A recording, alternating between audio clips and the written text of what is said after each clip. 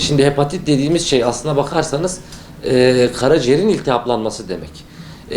Hepatit virüsleri dediğimiz hastalıklar da karaciğeri iltihaplandıran, karaciğere enfeksiyon veren hastalıklardan bahsediyoruz biz. Bu hastalıklar geniş bir yelpazede bulunuyorlar. Hepatit A, B, C, D, E diye devam ediyorlar bunlar.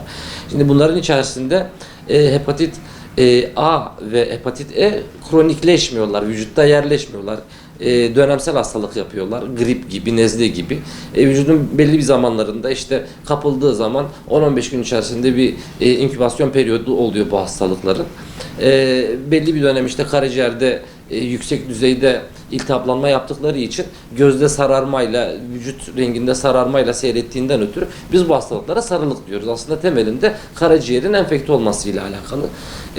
A ve E enfeksiyonları kronik enfeksiyon yapmazken, yani sürekli enfeksiyon yapmazlarken, B ve C hepatit B ve hepatit C enfeksiyonları ise yüksek düzeyde kronikleşme potansiyeline sahip hastalıklardır. Şimdi A ve E daha çok dışarıdan meyve sebzelerle bulaşabilir.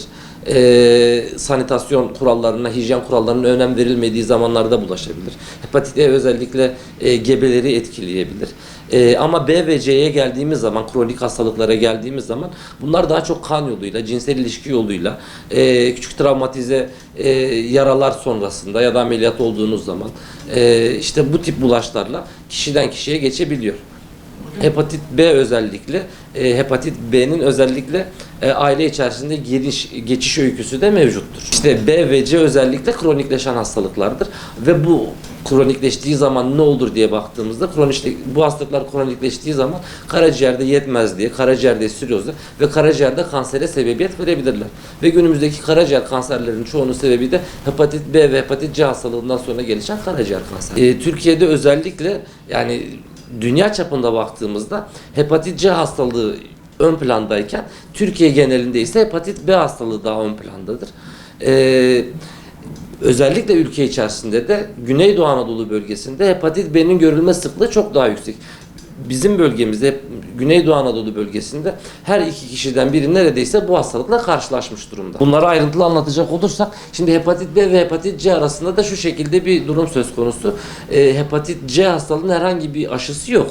Ama son zamanlarda, özellikle son 5-10 sene içerisinde geliştirilmiş olan ilaçlarla beraber 3 aylık bir ilaç tedavisiyle hepatit C'yi %99 oranında tamamen tedavi edebiliyoruz. Ama hepatit B için baktığımızda hepatit B'nin tedavisi mevcut ama tedavisi hastalığı tamamen iyileştirmiyor. Kişi ilacı aldığı zaman ömür boyunca o ilacı almak zorunda.